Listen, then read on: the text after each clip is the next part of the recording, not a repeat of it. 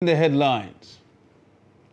Federal government opens discussion with abductors of train passengers less than 24 hours after families of victims cry out. Gunmen release 4 abducted students of Zamfara State College of Health Technologies, AFI. On the foreign scene, 5 killed in Russia strikes, blasts near Kiev. And in sports, Burnley sack manager Sean Dyche after 10 years. Hello and welcome to Trust TV News Update. I am Ibrahim Yusuf.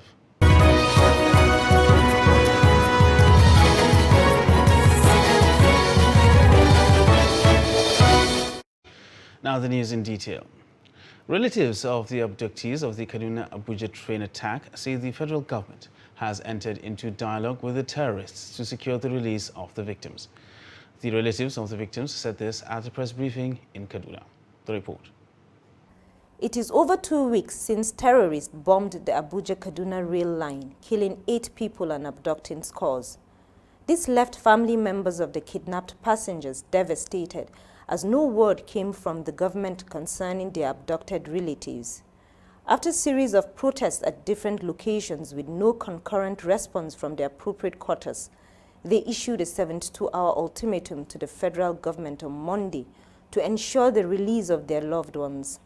In the early hours of Friday, relief came the way of the relatives of the victims after they told the media that the federal government has entered into dialogue with the terrorists to secure the release of their loved ones. We are grateful to God that before the expiration of the 72 hours, we heard from the federal government after the Federal Executive Council meeting on Wednesday through the Minister of Information that the government is already in dialogue.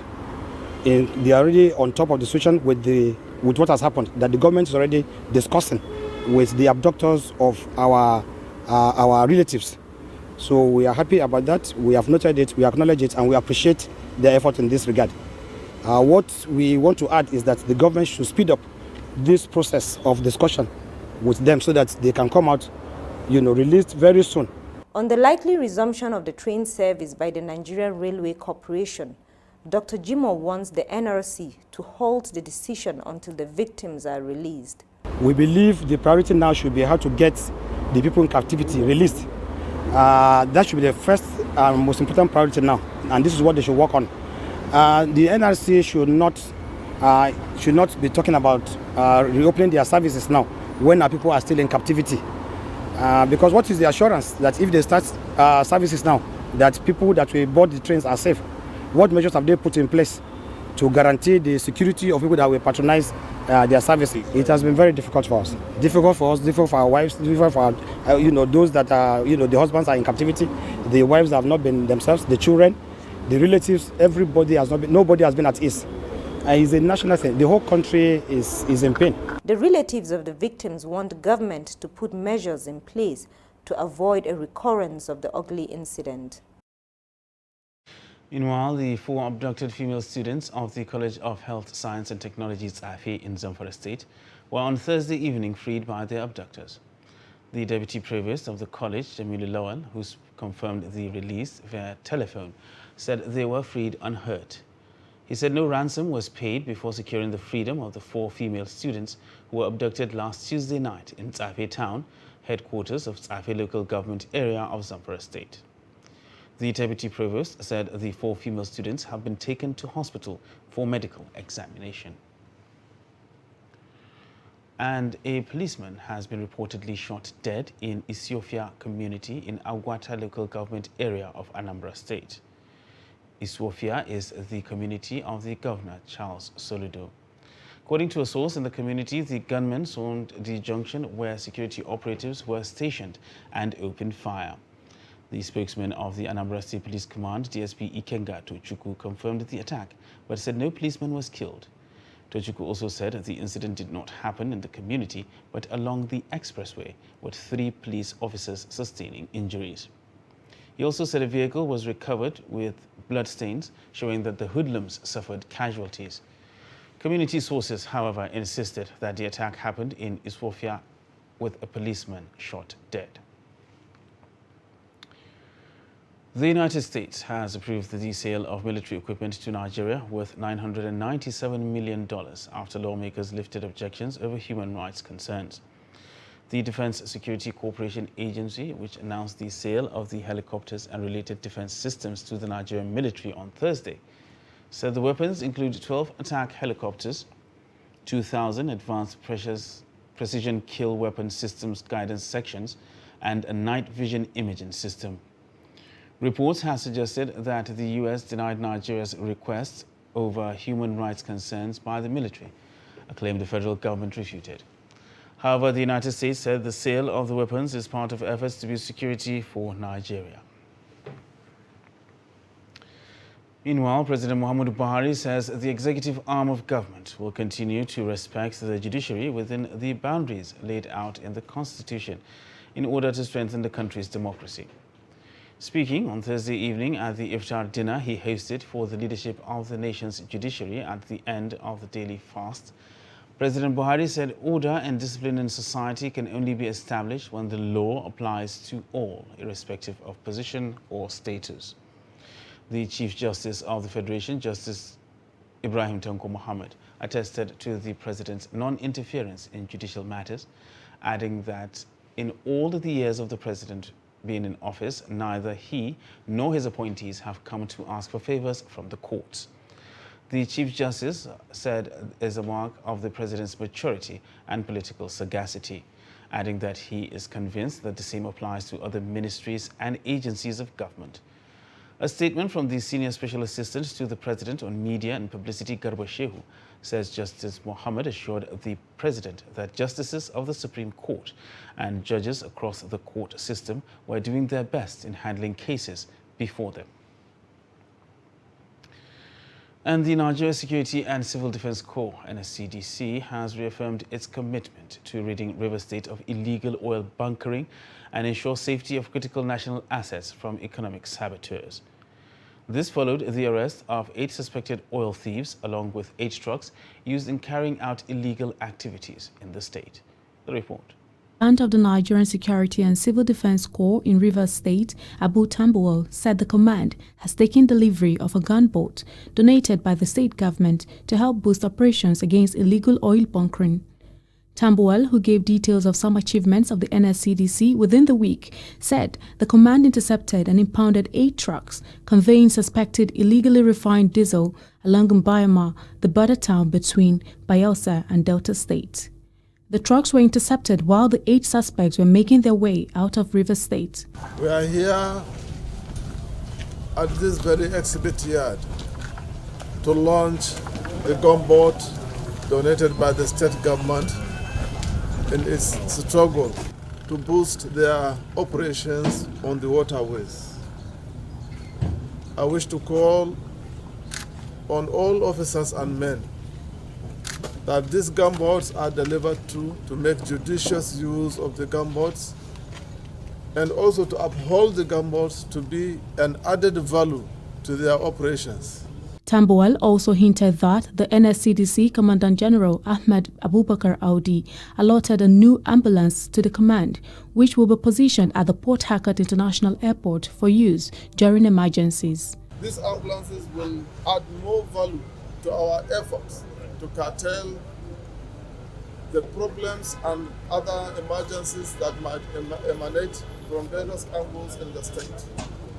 However, this one, with particular reference to strategic states and also strategic international airports we have in the country, were deployed. And this one, Rivers State opportune to get one for deployment to International Airport Port Harcourt. The commandant reiterated commitment of NSCDC in the fight against oil theft, oil bunkering, and other illegal dealings in petroleum products in the state. He said with a new sheriff in town, it will no longer be business as usual, as the eye of the command is across the 23 local government areas of the state to check criminal activities. And journalists have been called upon to eschew judgmental representations and present facts without exaggeration nor sensationalism. The call became imperative as the internet has negatively impacted the practice of journalism in its true form. Fatima Saleh Laden. has more.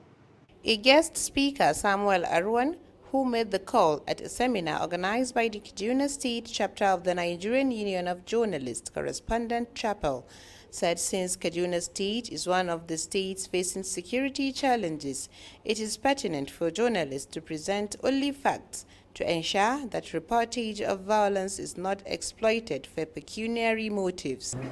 It's also important for journalists to invest in knowledge finding.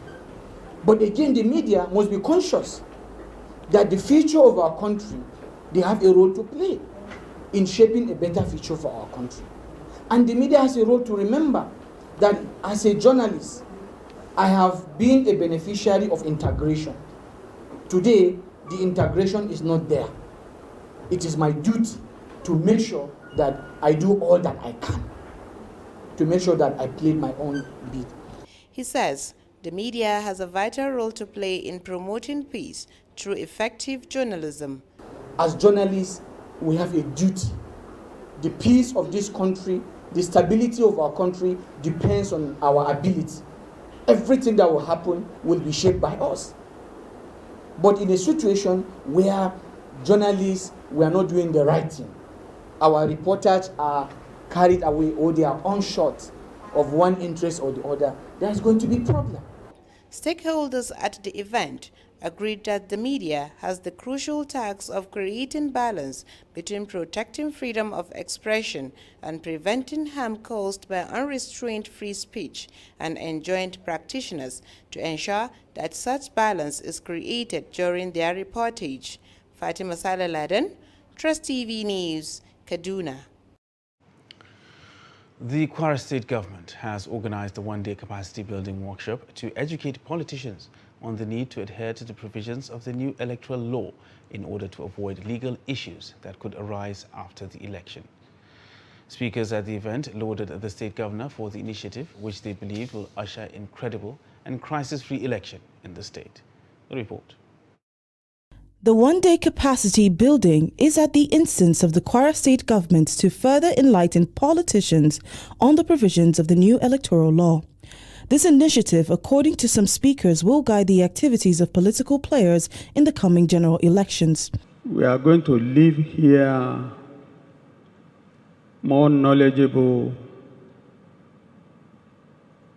and enlightened about whether controversy, whether contradiction, whether any other thing in the Constitution, the Electoral Act, and so on and so forth, and what we are expected to do.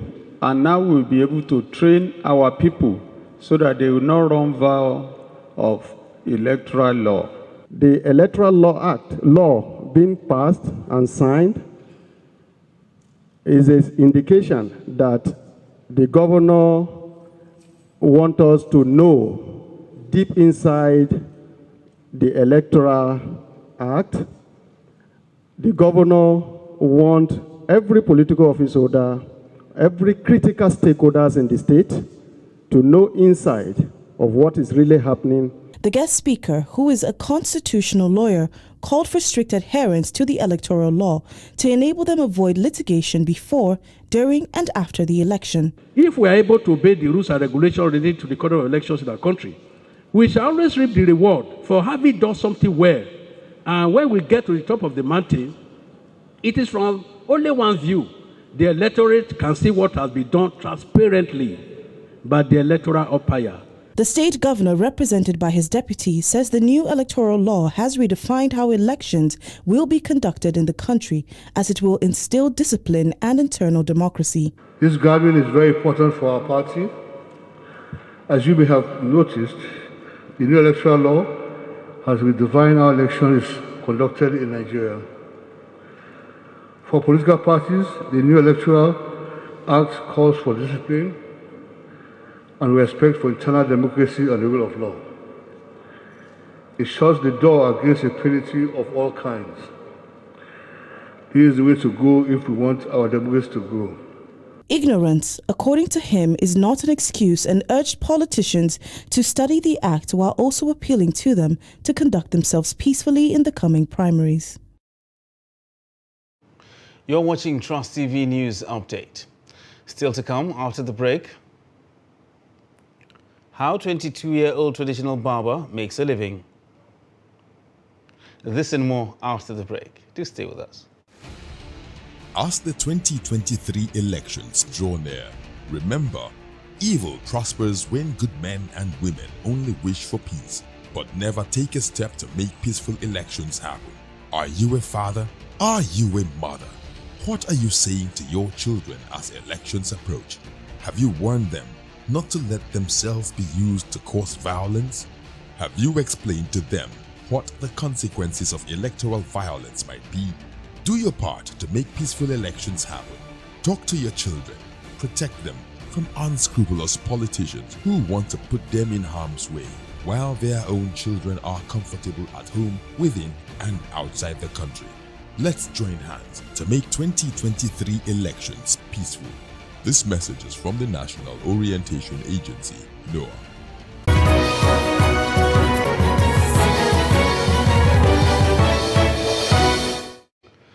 Welcome back, and thanks for staying with us on Trust TV News Update. Now let's take a look at our top stories. Now, we told you that the federal government has opened a channel of discussion with the terrorists who abducted over 60 passengers of a Kaduna-bound train over 2 weeks ago, according to the relatives of the victims. And abducted students of the Zamfara State College of Health Technology (TSAFE) have been released. Moving on to other news now, women across the world, especially in Africa, are emphatically rejecting inequality, which can no longer be tolerated. It was in view of this that the Nigerian Women Trust Fund, in collaboration with civil organizations, called for litigation for 35% affirmative action, inclusion of women in elective positions in the country. Mardia Umar reports that women across the country feel the action upheld by the court on the 6th of April 2022 is worth celebrating. The report.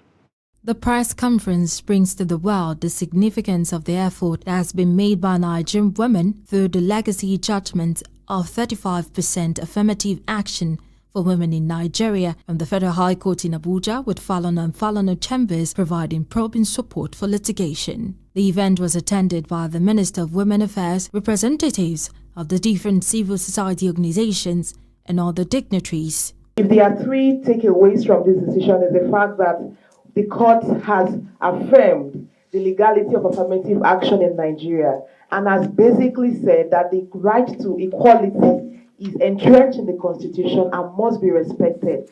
So moving forward, I'm also happy to hear the minister commit and mention that the president is also with Nigerian women in upholding and implementing this decision. We have some appointments coming, and I think it's important we begin to play by the rules as the court has decided. Very soon there will be appointments of resident electoral commissioners before the next elections, because we have some states, over 20 states, there will be appointment of new resident electoral commissioners. It's important that we see the president walk tough and stand by this decision by ensuring 35% affirmative actions in the appointment as we work to ensure the full composition of INEC. The struggle in the National Assembly is not yet over.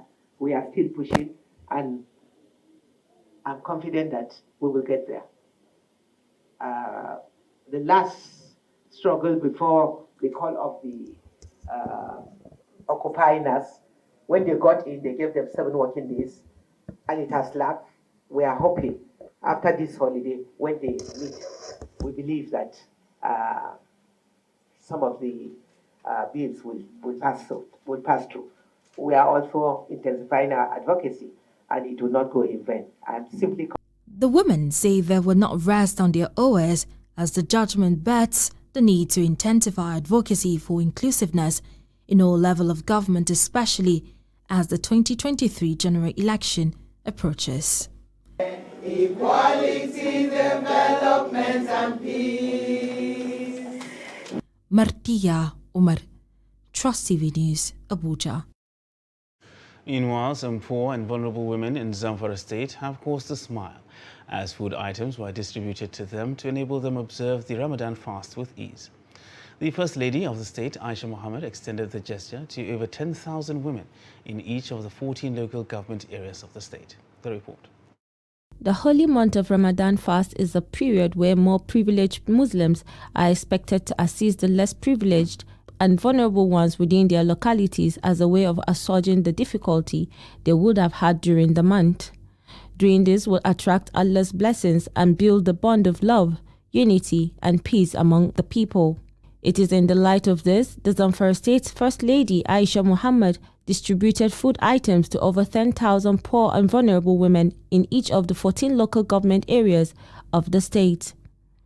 The First Lady was represented by Fatima Musa, a special advisor in her office. Our coming to Umaru and other 14 local governments is for the First Lady of the State, Aisha Mohammed, to flag off her Ramadan package across the 14 local governments for poor women and vulnerable women.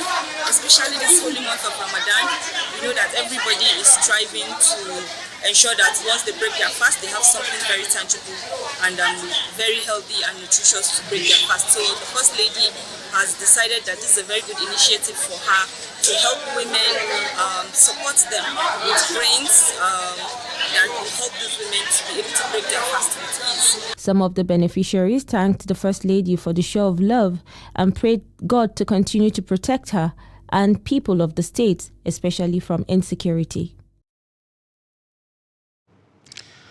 A 22-year-old man, Ahmadiyya, who is a local barber in Firo community in Ganjua local government area, is calling on youth in the area to venture into entrepreneurship instead of relying on politicians for formal jobs. The call, he says, become imperative as formal or white-collar jobs continue to become difficult to secure for the common man in the country. Trust TV's Adamu Imam looks at how Ahmed has transformed while in the business. The report. Ahmed Yahya inherited the local way of barbing from his father, and he is proud of it. Yahya, who is a secondary school leaver, says he developed his skills from barbing by joining his father after closing from school to learn the art of the trade using traditional tools. This business, I used to get at least 1,500, and this is enough for me to take all my responsibilities. So I'm calling for the youth to stop following politicians. They should stop wasting their time. Beyond saving for his academic pursuit, Yahya says he is now prepared to transition from using traditional tools of the trade into more recent and modern ways of barbing. I do it with myself, and I get the and from that business, from that small business, I get this and I proceed with this container. And now I'm preparing to make it good and clear, to make it a barbing shop. Two of Yahya customers, Malam Bako and Adamu Maywalda, says they enjoy and still prefer the traditional barbing salon and its tools as against what is obtainable today.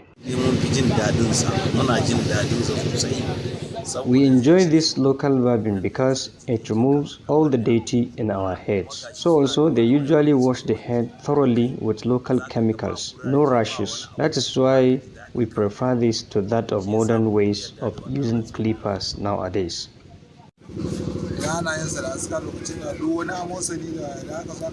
When they barb us, we feel fresh air in our heads, and it kills our dandruff. That is more reason why we patronize him. And above all, he has a human relations. We don't have any problem with Ahmed in this community. Meanwhile, Yahya has assured that he is willing to train youth in the area who are interested in taking to barbing, a trade, he says, is capable of sustaining anyone who is committed to it. From Firo Ganjua, Bauchi State, Adam Imam, Trust TV News. And in business news, the IMF announced plans to raise at least $45 billion for a new trust to help low-income and vulnerable middle-income countries cope with protracted challenges like pandemics and climate change.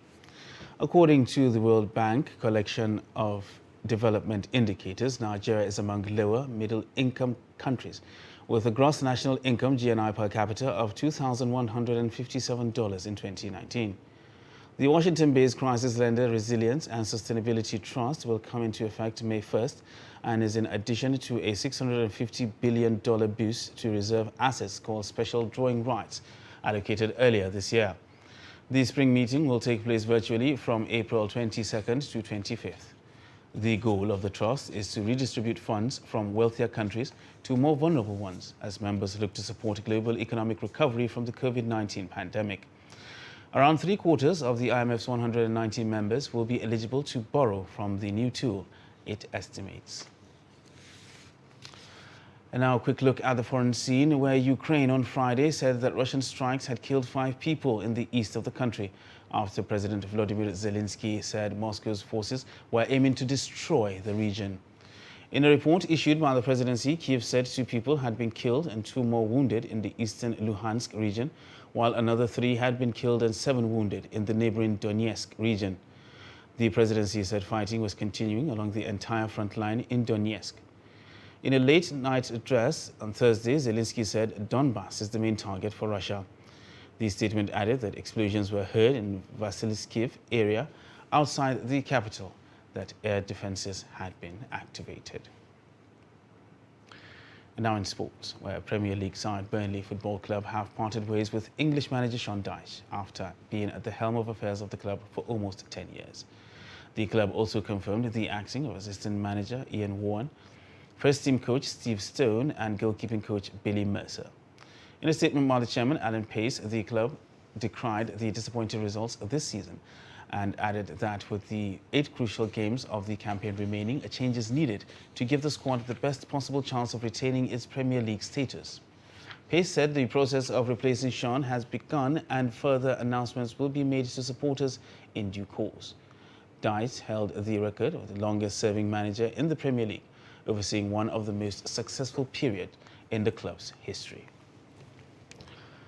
And that wraps up Trust TV News Update for this hour. Don't forget, you can subscribe and follow us across all our social media platforms. I am Ibrahim Yusuf. Thanks for joining us.